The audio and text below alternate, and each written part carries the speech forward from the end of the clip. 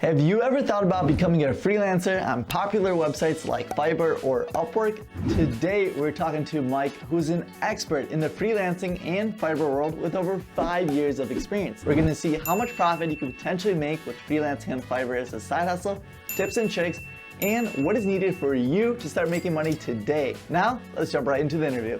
All right, now we're jumping into the interview. We have Mike here, and the first question we have is, how long have you been a freelancer for? So I've been freelancing on Fiverr since 2018, around there. What's like the typical service you offer? Yeah, so I focus mainly on copywriting. So I come from a sales background. I've been in tech sales for like the last 10 years.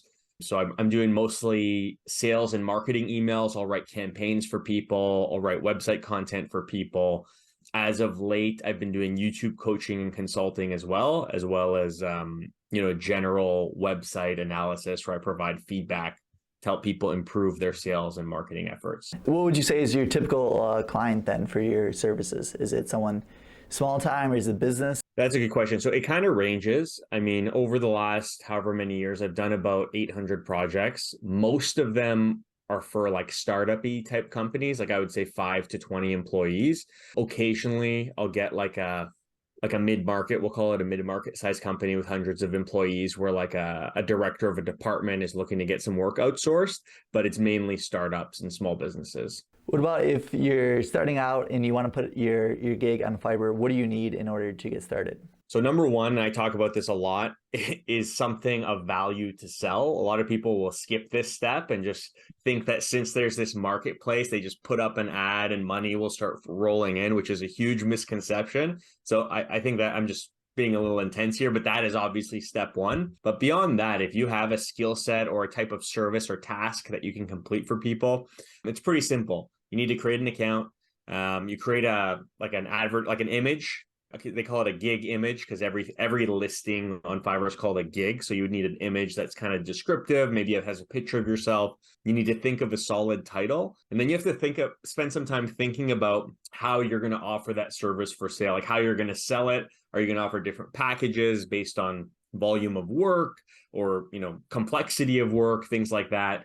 Figure out your pricing so that when you're ready to go, you have everything you need to create a nice polished gig listing that represents your services accurately and also has pricing set up in a way where you're not going to get a project and realize you way underpriced yourself and you're kind of now not looking forward to completing something. Why would you say that you picked freelancing instead of all the other side hustles out there?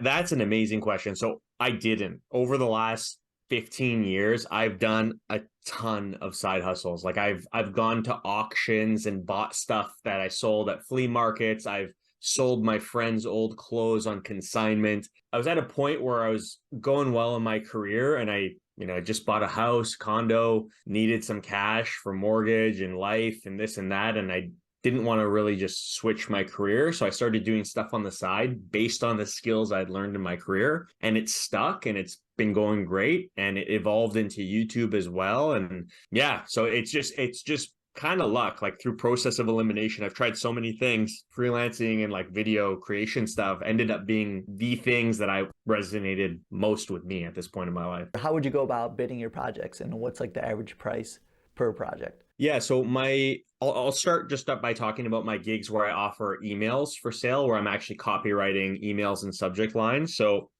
I have a price for single emails, which at this point in time is $100.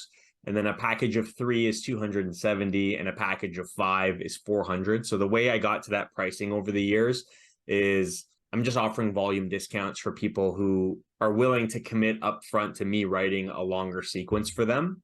But I started at $5. So when I first started on the site, I realized that reviews and ratings were really valuable to my ability to grow this business. So I was writing $5 emails. Sometimes I would write multiple emails for $5 just to get ratings. And over the years, I've just gradually pulled the prices up to the point that made the most sense for the level of value I'm currently able to provide and what people are willing to pay for that value, where right now I'm in a pretty happy medium. Like it's pretty balanced with the type of clients I want to work with. Going off of charging per price, I know one of the big questions we're going to get is how much money can you make in a day and in a month with freelancing? So that's a hard question. So you could make $0 in a day.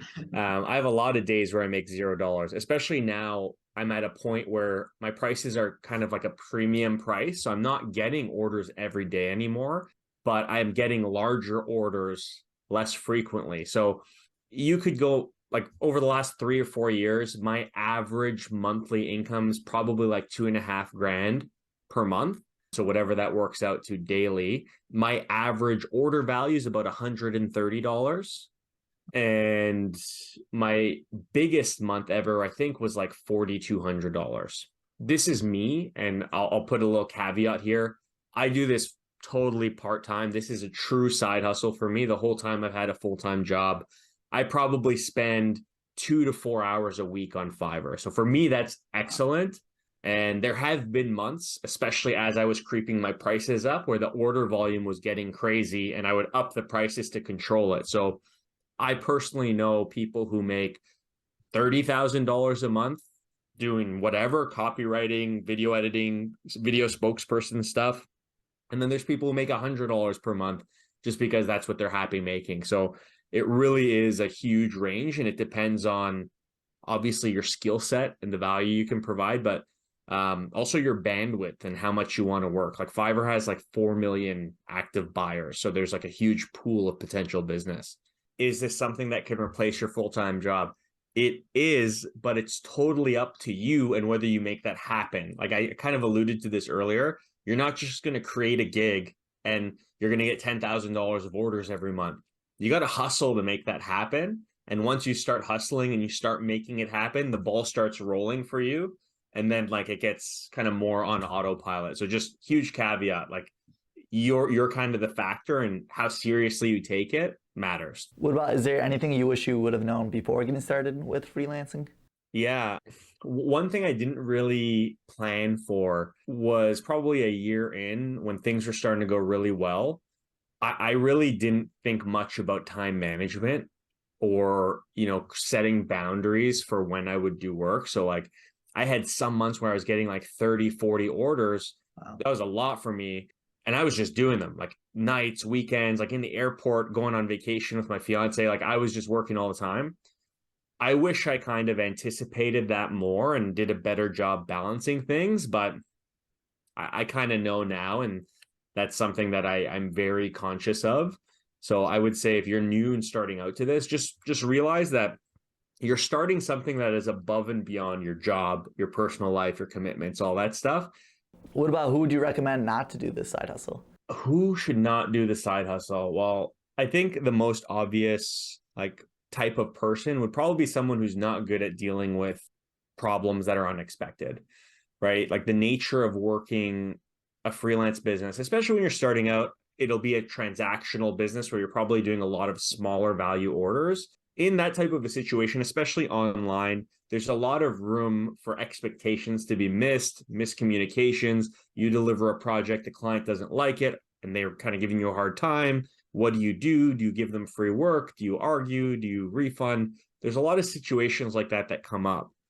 And if you're not prepared to handle this with a level head, I know a lot of people who get really stressed out and it just ruins it for them. Probably not the best, because then you have to really assess, is this worth it for me? So you kind of have to have that entrepreneurial problem solver bug. Otherwise, it's going to be really tough. What about if someone were to get started today, what would be the 3 steps you would tell them? Step one is like research and figure out what skill set you're going to focus on. And I would say focus on that until you get the ball rolling. Step two is to spend some time testing the waters, like we talked about earlier, with low cost services to see, how much time it takes to complete things, how much effort it takes to complete things, so you can kind of figure out where you need to price for it to be worth your time. And then number three, I would say is, time block. If you're going to do this, block your calendar for when your freelance time is going to be. That way, once you've done all the table stake stuff like creating images and descriptions and all that, you have a framework built that can really help you succeed. For someone who's starting a new account, do you have any tips for them to maybe get their first service? It sounds like you could lower the price to initially get reviews, but what about like the actual listing, pictures, or putting a video? Do you have any overall tips? Yeah, I would totally recommend you do put pictures, you do put a video, preferably with yourself in it, just to differentiate from like all the others out there that are just using stock footage. Like that's the best way, is to be personable, show that you're a human, things like that. I would also spend time studying what your best competition is doing. Like Fiverr is really easy to filter accounts based on reviews or relevancy and things like that. Take a look at what other people doing what you're doing are doing. Don't like rip them off, but see what works. See, how they're pricing their services, who they're targeting, and kind of use that to form an opinion of what you should do for yourself. And that'll probably save you a lot of time. But yeah, just kind of wrapping everything up, I think we definitely learned a lot, especially myself. But any final tips for someone who's looking to, get started today? Yeah, I mean, after watching a video like this, my number one piece of advice is to just shut your computer and go start planning and starting it, because procrastination is like the killer of all progress. And, you just got to start at some point, right? So I think Kevin covered a lot of amazing questions in this video. There's a lot of resources online. Once you've decided you want to do it, just do it, start, and figure it out from there. And that's the best way to go, I think. But yeah, that was all of our questions. I want to thank you for taking the time today. And if anyone's interested in learning more about freelancing or Fiverr, we're going to have your YouTube channel down below. So if anyone wants to check that out. But yeah, thank you for taking the time. I really do appreciate it. Cool. Take it easy, man. All right, take care. Thanks. Bye.